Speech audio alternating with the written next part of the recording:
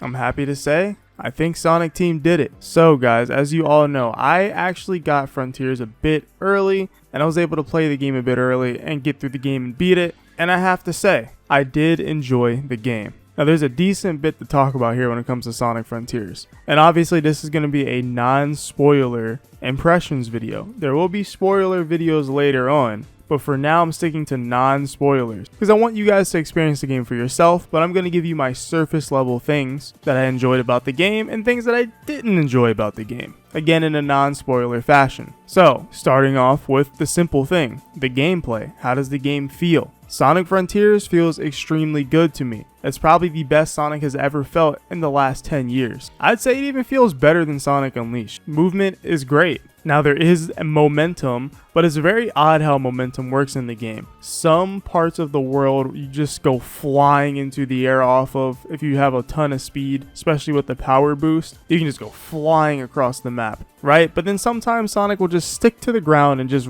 immediately fall down. It's kind of odd. It's a little inconsistent, and I don't fully understand what makes Sonic fly off of things and, you know, have momentum. It's really strange, but when it happens, it's like, yo, this is crazy. I love this.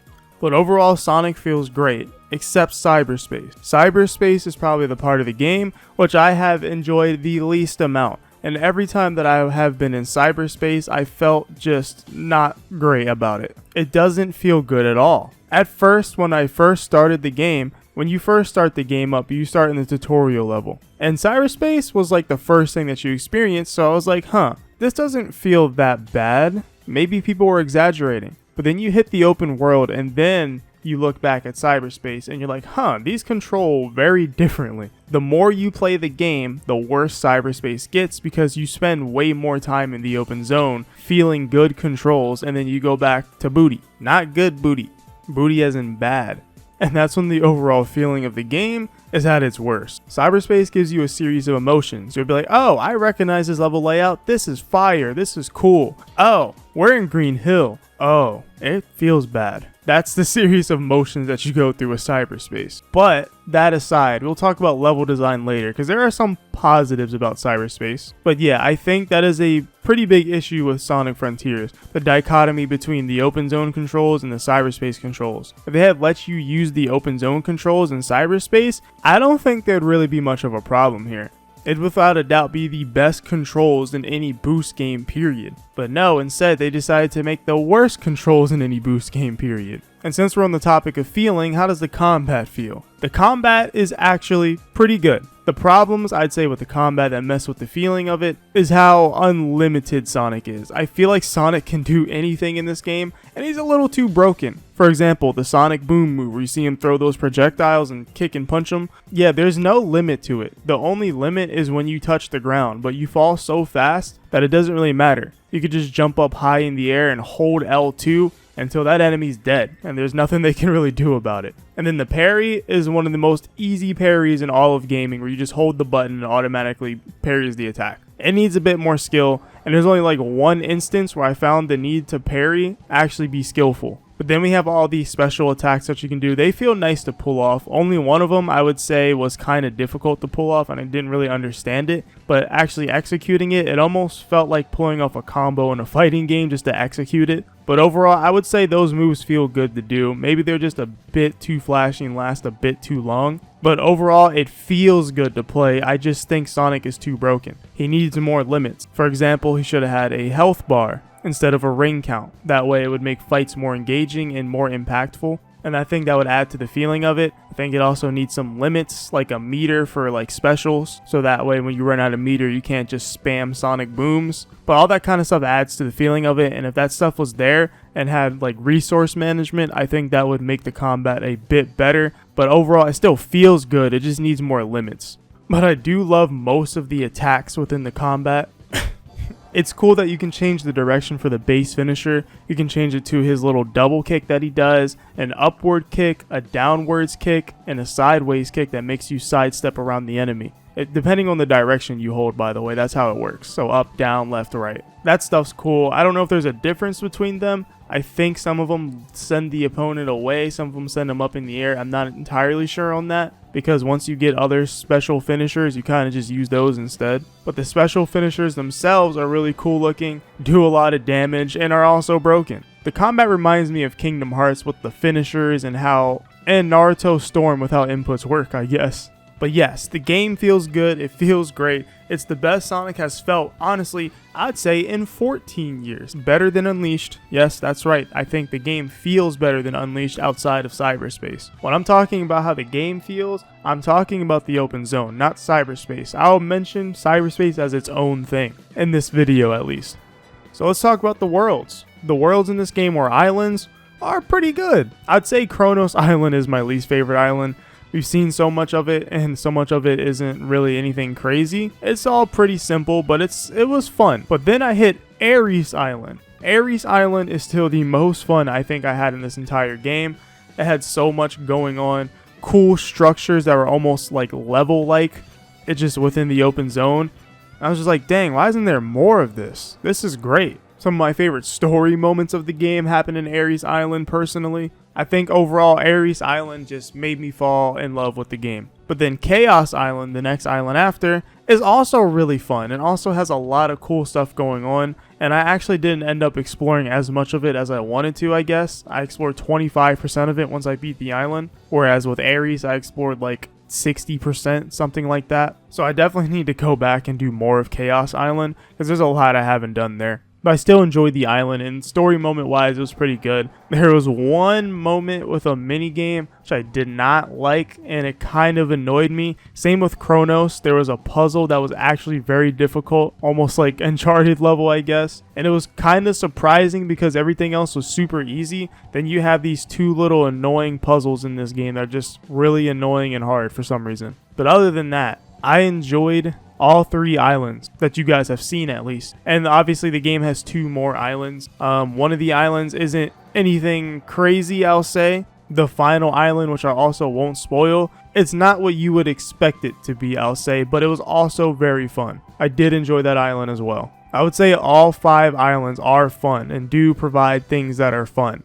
I'll say each island, I will say, does get better, maybe except one. But I'll still say Ares Island is still my favorite. It's the most dense. It has the most things that I enjoyed, I feel like. And then I would say the second best island is probably Chaos Island, the final island, Kronos, and then the 4th island. The 4th island's the worst one, but not because it's actually bad, but it's just because you'll see when you play the game.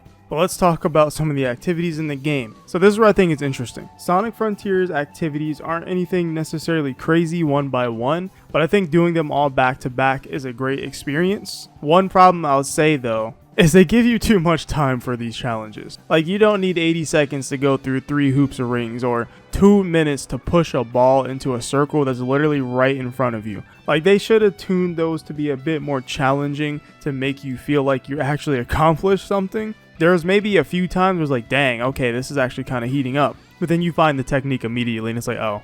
But overall, they needed more time limits. But overall, they needed better time limits for these like challenges within the world. Now, ones that don't have a time limit on them are probably more fun usually. And there's tons and tons of rail and wall running and just platforming all out through the worlds. And it's like, they kind of remind me of Sonic Unleashed, like special stages, not special stages, like extra levels, or just the floating stuff all over the place and you're just doing all this 2D platforming or 3D platforming. Kind of reminded me of that. Obviously not as hard or difficult, but I would say there's some really fun areas where you're just running through things and grabbing things. It's pretty fun. And the gameplay loop of you doing things to get things is pretty fun, I'm not gonna lie. You need the memory tokens in order to progress for the side stories, as well as like the character stories. And then you need portal gears to get the cyberspace, to get the vault keys in order to get the chaos emeralds. Like, doing that stuff is fun. And I think on some of the later islands, it felt a little scarce. And I felt like I was scrounging for things in order to progress, which I kind of liked. I felt like I had to really look around the world. I would say earlier on, like Kronos, I feel like you have so much stuff so quickly in order to progress. Somewhat the same with Ares. I found myself in Ares looking for things, and the last 2 islands as well. The gameplay loop itself is very solid and I think what makes the game fun. But I will say they can improve in the quality of the things that you're doing for later titles, make it more seamless in the open world and not feel like it's a just floating mission that's right here. If they can do more seamless activities with this gameplay loop, I think they can make the best open zone game possible. I'd say the atmospheric designs of the open zones are really nice. I really like this aesthetic for Sonic and I don't really want to see it go away, if I'm being honest. I'd like to point out that the world music was great as well. There's so many great tracks in this game, but the music in general outside of just open zone music is amazing. There's a lot of Cyberspace levels music that doesn't really hit like that, but there's some other music that I can't really talk about because of some spoiler-ish stuff, but it's really good, really good. Overall, I'm pleased with the music, and I hope to hear more music like this in the future for Sonic. And again, without any spoilers, no spoilers at all, but I'm going to give my thoughts on the story without saying any spoilers. Overall, I think this is one of the best Sonic stories, period, out of the games. I don't think we've had a Sonic story with this much depth in so long since Unleashed. And I'd say I enjoy this story almost more than Unleashed. I'd say the end of Unleashed though is probably the best compared to Frontiers. And obviously Sonic Adventure 2 has one of the best endings in the entire series to me. But I would put this up there. I think this game overall just has a great tone and setting and characterization. There's a few cringe lines here and there, but overall, the characters feel like themselves more so than they ever have in the last 10 years. This game also recognizes the mistakes that were made in the last 10 years and does their attempt to fix things and add character development to characters that need it because of things that haven't gone the way that, we've all wanted with these characters. And I'm going to say this right now. The opening of Sonic Unleashed, where Sonic's running through and goes supersonic, has been surpassed. There is a cooler Sonic moment to me personally in this game. Maybe two of them actually, than that Sonic Unleashed opening with Supersonic. This game has two moments that I think is way cooler than that. So I think this game has some of the coolest moments in the entire series, period. And that makes me really happy to say, and that's something I can think about when I think of Frontiers. Like, oh, this really raw thing happened. But overall, I think this just made me happy as like a Sonic fan story-wise. And that's one of the main things that kept me going for the game is the story. It's like, I gotta find out what's happening next. I gotta find out why this is happening. What are these things? How does this connect to this? It just made me want to keep going. And that was a big drive to keep pushing through the game, outside of the game just being fun on its own. And I don't know, I just really enjoyed the structure of the game, and there was surprisingly a decent amount of mini games that is separate from the main gameplay that was pretty fun. But overall, things that I would like to see improved is better difficulty, limiting Sonic, activities in an open world that are seamless to the environment, better cyberspace stages with better controls, and then I think it's a wrap, and that's all I really need because this structure really works. And maybe tuning like collectibles a little bit, because I feel like you can abuse certain things like Big's fishing. You can just rack up on all these big coins, go fishing, and then just get a bunch of different materials and items just from fishing, and you can just skip through everything. But all in all, I really liked Sonic Frontiers, and these are my impressions. I might do a full-on review going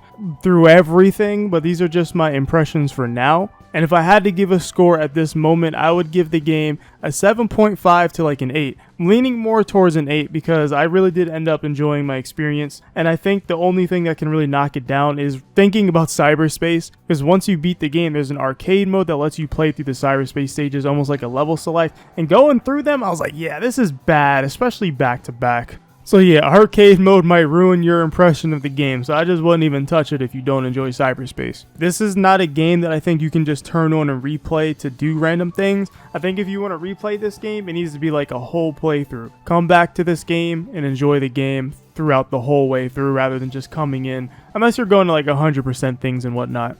But yes, I overall enjoyed Sonic Frontiers, and like I said, I'd give it like an 8 out of 10. It's not a 9 out of 10, it's not perfect, it has a decent amount of flaws if I'm being honest, but the experience and core foundation of the game was fun enough to where I could say I really enjoyed it. So 7.5 to 8 out of 10, it's a good Sonic game, and it's a good start to a new era in my opinion. It's not the greatest Sonic game ever, it's not Sonic Adventure 2. I don't even know if I'd say it's better than Sonic Unleashed. It's probably around that same level for me. It's not better than the classics, Rush, any of those kinds of games, but it is a great Sonic game. I'd say I like it more than Sonic Colors, Forces, obviously, Lost World, all those kinds of games. And it definitely is sitting above the last 10 years if I'm being quite honest. I'm just happy that Sonic feels like it's coming back in a lot of different ways, and I hope to see more from the future of Sonic doing stuff like this and just moving forward and doing well. But anyways, those are my quick impressions on Sonic Frontiers. Let me know what you guys think in the comments below, and like always, I'll see you in the next one.